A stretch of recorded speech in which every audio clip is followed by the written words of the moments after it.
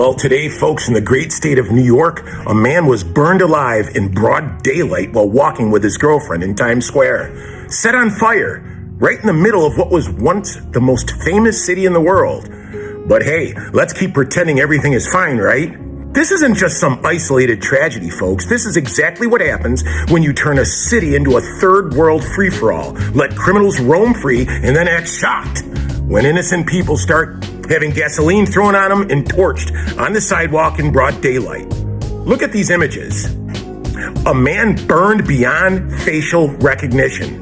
A cop strolling past a flaming woman in a subway car like it's just another Tuesday in Hochul's, New York. You'd think that this was some dystopian fiction, except this is real, folks. This is what happens when Democrats prioritize criminals over citizens.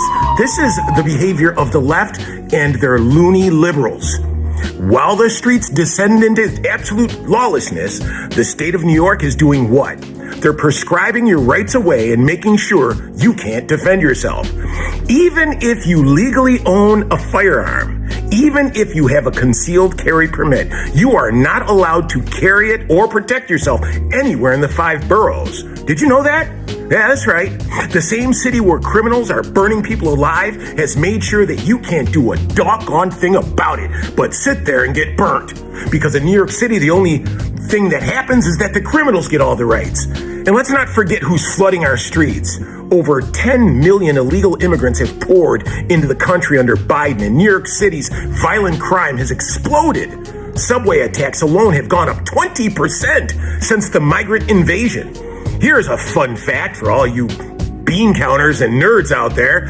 More than 70% of New York City's jail population consists of foreign-born criminals and gang affiliates. But instead of cracking down, what does Hochul do?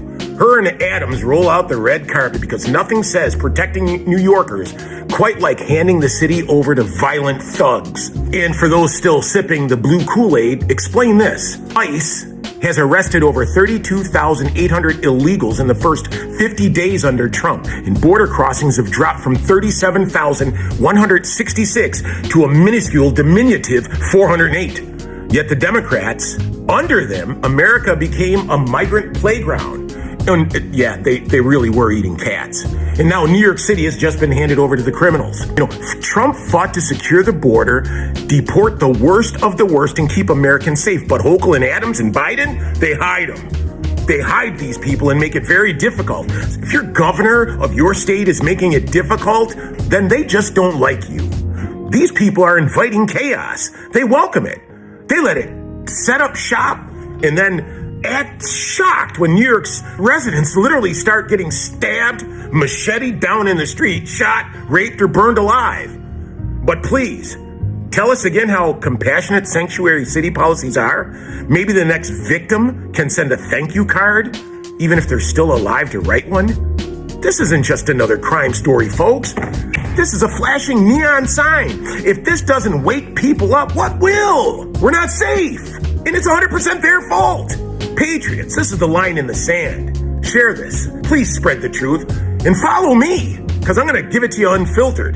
That's the way I like to fight. It's time for America to snatch itself out of the ashes that they left us in. And I'm going to end with this.